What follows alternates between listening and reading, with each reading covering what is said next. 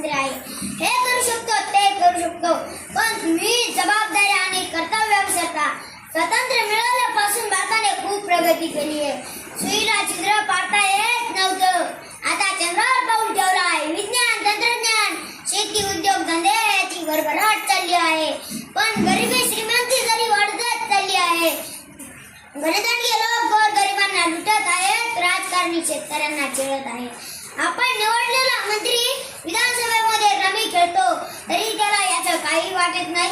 शेतकरी इथं शेतीत लाखो रुपये टाकतात, पीक येईल का नाही हे त्यांना माहीत नसत, पण प्रत्येकाने प्रामाणिकपणे शेती राबतात. आणि आमचा मंत्री शेतकऱ्यांच्या अडचणी सोडवायच्या सोडून विधानसभेमध्ये पत्ते खेळतो. किती दुर्दैव आहे आमचे. एक श्रीमंत घनदांडगा पैशाच्या जीवावर आणि सत्तेच्या जीवावर आमचे श्रद्धास्थान असणारी एका मठातील त्याच्या हत्तीनं त्याच्या शोक पाहण्यासाठी गुजरातच्या खाजगी प्राणी संग्रहालयात नेतो. लोक शांतीच्या मार्गाने आंदोलन करतात, मोर्चे काढतात, पण त्याला काही पण फरक पडत नाही, कारण त्याचा बाप अब्जोपती असतो. पैशाने तो काही पण विकत घेऊ शकतो, पण त्या घनदांडग्याने आणि त्याच्या बापाने एक लक्षात ठेवावे, पैशाने तुम्ही प्राणी विकत घेता, लोक विकत घेता, पण आमचा स्वाभिमान कधीच विकत घेऊ शकणार नाही. म्हणून लक्षात ठेवा, तुम्हाला स्वातंत्र्य मिळाले आहे, त्या स्वाभिमानाने जगण्यासाठी पैसे पुढे आणि सत्ते पुढे लाचारी करू नये.